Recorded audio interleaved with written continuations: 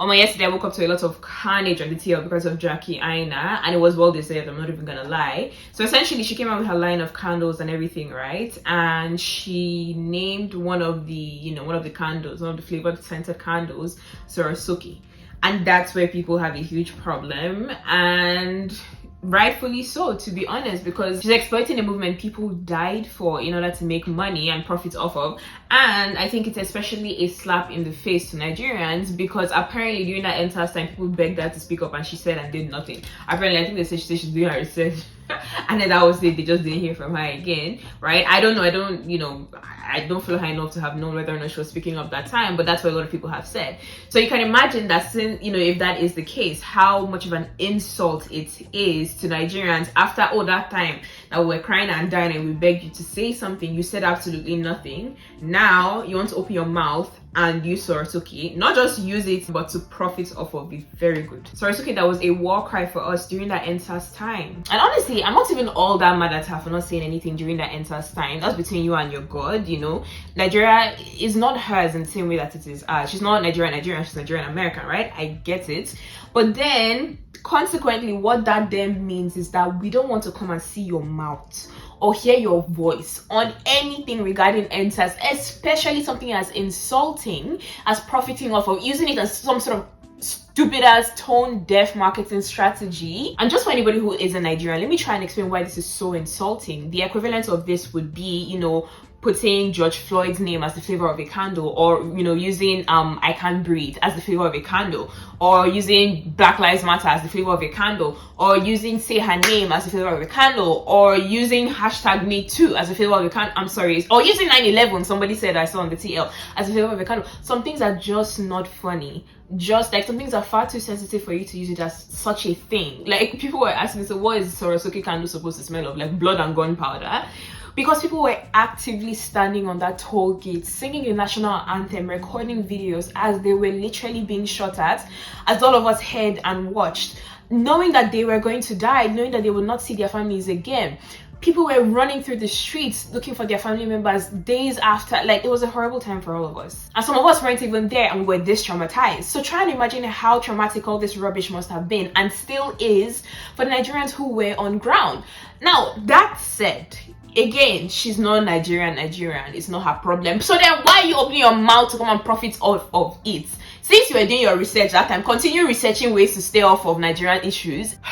The thing is, I've watched a few of Jackie Aina's videos in the past. I know she likes to carry herself like a woman of integrity, right? Like, she would absolutely drag brands for, using Black Lives Matter, for example, as some sort of marketing tool in order for them to profit off of it, especially if she didn't hear their voice during that Black Lives Matter time or that sort of thing, right? Like, 100% she would do that, because I've seen videos where she has been like, no, I can't work with this brand. They don't value representation, they don't value of dark-skinned women, of curvy women. Like, they don't value, us, our struggle, the things we go through. So I'm not going to give my money to them or partner with them because I have integrity. Cool. Why is it now Nigerian things and Nigerian pain that you didn't apply the same thing to? And again, this is the thing, I understand that people have been very harsh on her, and rightfully so, to be honest, because some things I don't think a person will grasp the gravity of exactly what they've done unless you harshly give it to them, right?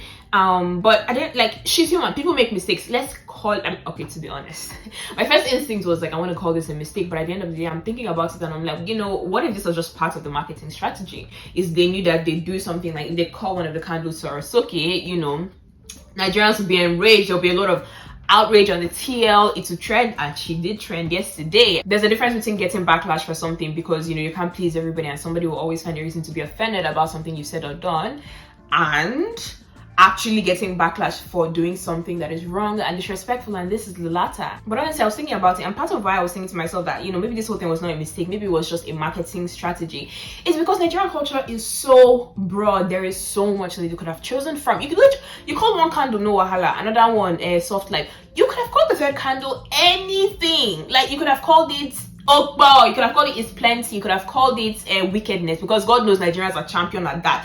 You could have called it I Said It. You literally could have called it anything. It's Sorosuke you went to choose. And then on the box they now wrote live life today because tomorrow is not promised. God.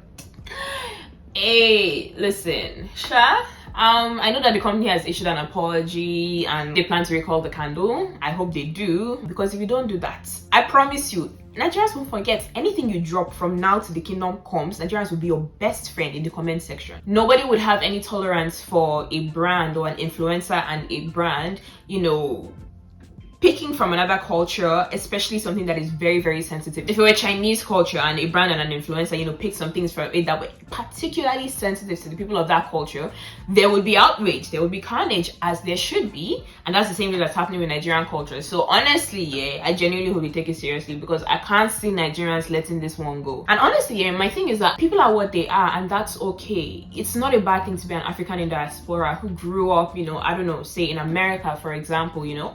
It's not a bad thing to want to connect with your culture. We love it. It's not a bad thing. But when you start being disrespectful, when you start being insensitive, that's when it's a problem.